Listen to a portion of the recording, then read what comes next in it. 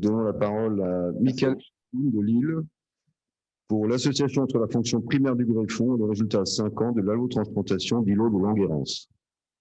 Bonjour à tous et merci de votre attention. Donc aujourd'hui, je vais vous parler de greffe d'îlots de Langerhans, de diabète de type 1, de thérapie cellulaire du diabète et surtout de fonction primaire du greffon d'îlot. Je m'appelle Michael Schedboun, je suis chef de clinique dans le service du professeur Patou à Lille. Et donc le diabète de type 1, comme vous le savez, nécessite, de par la destruction immunologique des îlots de Langerhans, le recours à de l'insulinothérapie exogène. Et en France, en 2021, la Haute Autorité de Santé et l'assurance maladie ont décidé que la greffe d'îlot était du soin courant. Et aujourd'hui, on peut greffer des malades dans de la pratique clinique. Et ces patients, qui sont-ils? Ce sont des patients diabétiques de type 1 qui ont donc un diabète extrême. Et un diabète extrême, c'est quoi? Ce sont des hypoglycémies sévères, non ressenties, qui impactent la qualité de vie. Et c'est des patients qui ne peuvent pas travailler, qui ne peuvent pas conduire, et donc peuvent bénéficier d'une greffe d'îlot. Il y a aussi les patients qui, après un diabète de type 1, ont une fonction rénale altérée, qui a nécessité une greffe de rein ou qui nécessitera une greffe de rein. Et ces patients qui ont un diabète déséquilibré peuvent bénéficier aussi d'une greffe d'îlot. Et cette greffe d'îlot, c'est une allogreffe. Elle nécessite des pancréas prélevés chez des donneurs en mort encéphalique. On va venir digérer ce tissu pancréatique grâce à une digestion enzymatique, et on va récupérer les cellules endocrines, les îlots de Langerhans, qui représentent moins de 5% de la masse et du volume du pancréas. Et il va falloir le purifier, cette solution, pour les injecter dans la circulation portale. Les îlots vont venir se greffer comme des métastases dans le foie et vont venir régénérer une sécrétion endogène d'insuline, sous couvert d'une immunosuppression au long cours. Et à Lille, on pratique depuis plus de 20 ans la transplantation d'îlots de Langerhans de manière chirurgicale. On fait une incision de McBurney, on va venir récupérer la dernière anse idéale pour pouvoir cathétériser celle-ci et placer un cathéter dans le tronc-porte et injecter les îlots de Langerhans sous couvert d'une anticoagulation. C'est une procédure qui dure 20 à 30 minutes et on contrôle la pression portale pendant toute la séquence. On doit répéter 2 à 3 fois, donc 2 à 3 injections d'îlot pour avoir une fonction optimale du greffon. Et toutes les données de la littérature montrent qu'après 1, 2, 3 injections, on a une fonction du greffon, une masse du greffon fonctionnel maximale et qui va décroître dans le temps. Et donc, on a défini cette fonction primaire du greffon. Et cette fonction primaire du greffon, elle se calcule à J28 de la dernière injection des îlots, et avec un score validé de la littérature. Et à J28, quand les patients ils ont une fonction optimale du greffon, eh bien, on voit qu'à 5 ans, la survie du greffon, et c'est le schéma de gauche, et l'insulino-indépendance de ces patients, donc ces patients qui arrêtent l'insuline et qui restent insulino-indépendants à 5 ans, eh ben, ce taux de patients il est plus important que quand les patients ils ont une fonction sous-optimale du greffon. Et donc, ça, on avait montré en 2009 sur une cohorte monocentrique avec des procédures de greffe et d'immunosuppression qui sont assez standardisées. Et on voulait valider ce concept, et donc on a travaillé avec le registre international de la greffe d'îlot qui s'appelle le CITR, qui collige les résultats de plus de 1000 patients, de 3000 injections d'îlot, et avec de nombreux centres dans le monde. Et donc, il y a des stratégies d'immunosuppression, des techniques d'isolement, et finalement très variées, et qui vont permettre de vérifier cette hypothèse et d'explorer la relation entre la fonction primaire du greffon et le succès de la greffe d'îlot à 5 ans. Et pour résumer, vous voyez les patients, ils reçoivent une injection, 2 injections, plusieurs injections d'îlot, et à J28 de la dernière injection, on calcule la fonction primaire du greffon grâce à un score validé, et puis on va voir quelle est sa relation avec les résultats à 5 ans de la greffe d'îlot. Ça, c'est la première question, la force et la nature de cette relation. La deuxième question intègre la prédiction, c'est quoi une fonction primaire du greffon optimale qui va permettre de prédire un succès à 5 ans. Alors, on a utilisé une méthode de survie qui, qui, qui prend en compte les risques compétitifs. Et je vous montrerai pourquoi c'est un peu particulier tout à l'heure. Et donc, on s'est intéressé à tous les patients greffés dans le monde de 1990 à 2020. Le facteur d'exposition, c'était la fonction primaire du greffon qui est calculée avec un indice validé qu'on appelle le bêta de score. Et on s'était intéressé au succès de la greffe d'îlot, qui est défini dans la littérature comme un patient qui a une hémoglobine glyquée inférieure à 7%, pas d'hypoglycémie sévère, avec une fonction du greffon, une survie du greffon qui est validée.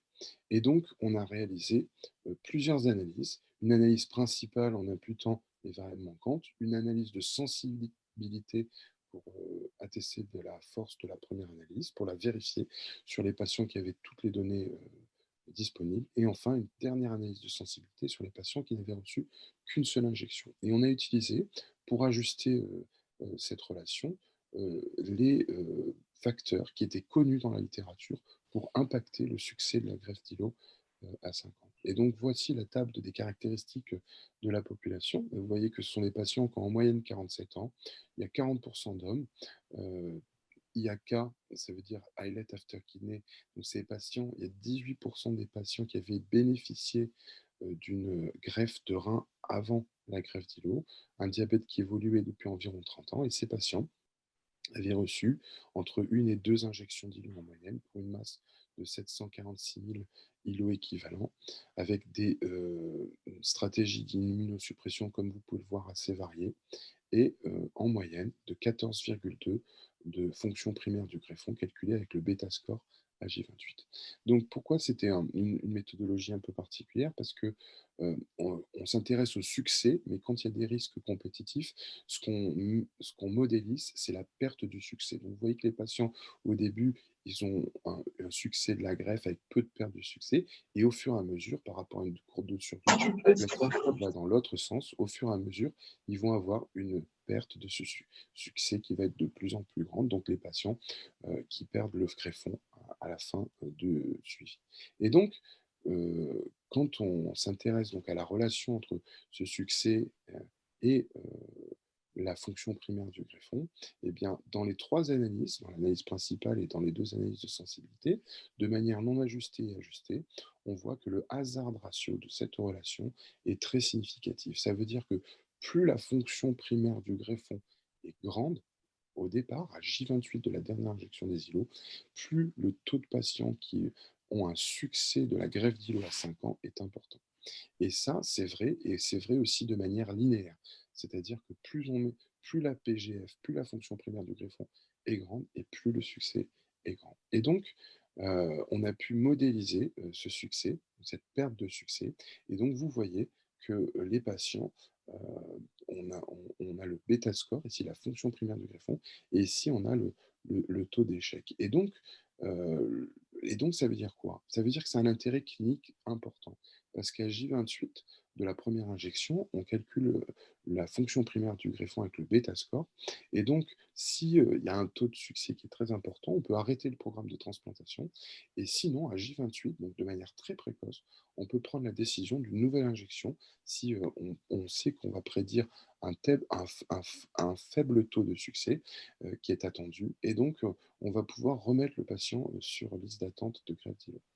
Et donc, ça, en conclusion, donc, on a pu valider ce concept de fonction primaire de greffon sur une large cohorte, qui nous a permis d'ajuster sur des facteurs confondants de la littérature qui sont connus pour impacter la greffe.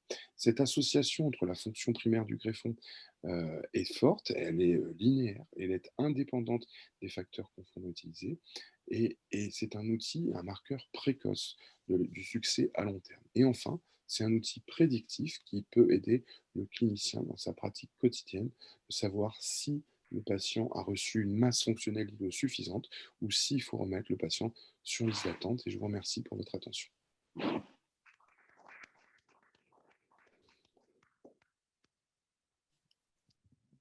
Merci beaucoup. Est-ce qu'il y a des questions? Oui, on va vous donner le micro. Merci beaucoup pour votre présentation.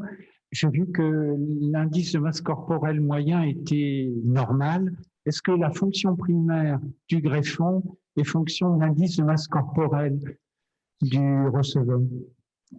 Tout à fait. On a montré que plus l'indice de masse corporelle du receveur était élevé, plus le patient devait bénéficier d'une masse importante. Donc, pour une masse d'îlots transplantés égale, les gens qui vont avoir un indice de masse corporelle élevé vont avoir une fonction primaire du greffon euh, plus faible.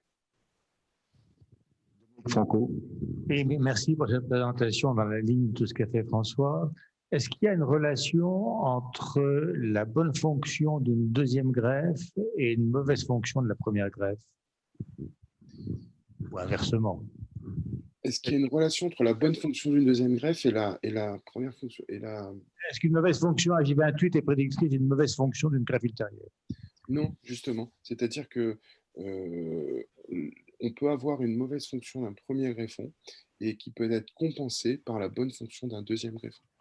Et donc, c'est pour ça que ça a un intérêt de calculer la fonction primaire après la dernière injection, c'est-à-dire de voir l'évolution et de se dire, ben voilà, j'ai gagné suffisamment en fonction primaire avec ce deuxième greffon.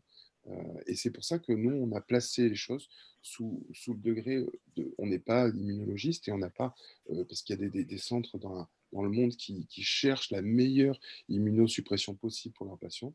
Et nous, on a toujours notre stratégie, c'était de greffer une masse fonctionnelle, une bonne qualité des îlots, plus qu'une grande quantité des îlots.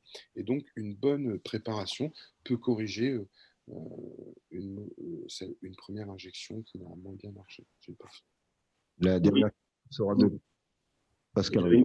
Oui, pardon, j'avais une question qui prolonge la réponse que vous venez de faire, c'est-à-dire que c'est une série qui est multicentrique et qui s'étale beaucoup dans le temps, si j'ai bien compris.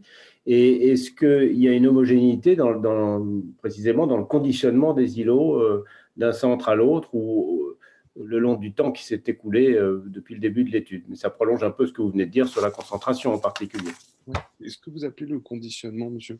Ben, c'est le produit qui est injecté. Est-ce que il y a une évolution la préparation et la technique d'injection ainsi que le produit lui-même? Si ça a évolué dans le temps? Oui, si c'est homogène. Si c'est homogène. C'est assez homogène dans la préparation des îlots dans le temps.